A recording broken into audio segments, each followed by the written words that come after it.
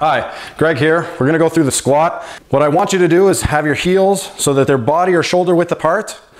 And then, depending on if you're male or female, your foot position. So for guys, I want you to have your feet parallel. And for women, I want you to have your feet slightly toed out, so 2 to 5 degrees, something like that. And that's to accommodate the different types of pelvises we have. To set your center of gravity, you want to have it in your heels or slightly forward into your arches a little bit. So to do that, what you're going to do is sort of drift your whole body back until you feel your toes come up. And what will happen is your quad muscles, the muscles in the fronts of your legs, will turn on.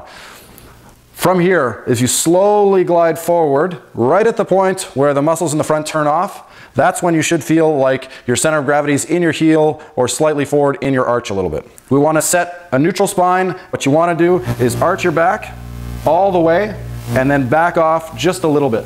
Once we have our neutral spine set, you're going to have to set your weight belt. So to set your weight belt, or your TVA as I call it, transverse abdominal muscle, what you're going to do is you're going to breathe in and push your stomach out, and breathe out and pull your stomach as concave as possible.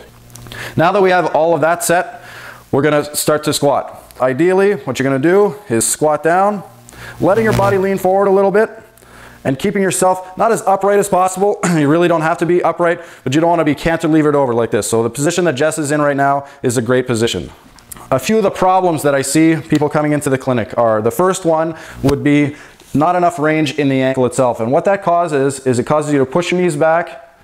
And you can see right away that it forces Jess, just to maintain her center of gravity in her heels, it forces her to lean forward. All you'll need is a small weight or a piece of wood or whatever. It can be 3/4 of an inch or an inch high. And what you want to do is have your heel only on the plate itself. A couple of things to watch for.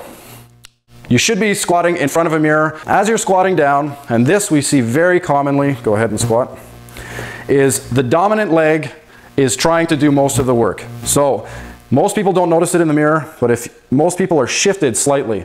And what you do notice, if you're looking directly in the mirror, is that one shin is pointing straight down to the ground and the other shin is pointing out a little bit. What you really need to do is shift your weight over so that both shins are perfectly parallel to each other and your knees are directly over your toes. You're going to feel like there's more weight in the weaker leg, and that's fine. It's going to get a little bit extra work to even out your body. The other problems I see is both knees are coming together like this. You have to try and force your knees apart so that your shins are perfectly parallel. Make sure you're squatting in front of a mirror and you're using all the tips and tricks to make sure that you're not going to get injured doing squatting. Squatting is a super important exercise and you need to be strong doing this, and I don't want you to get injured. Too many people are getting injured doing squats, okay?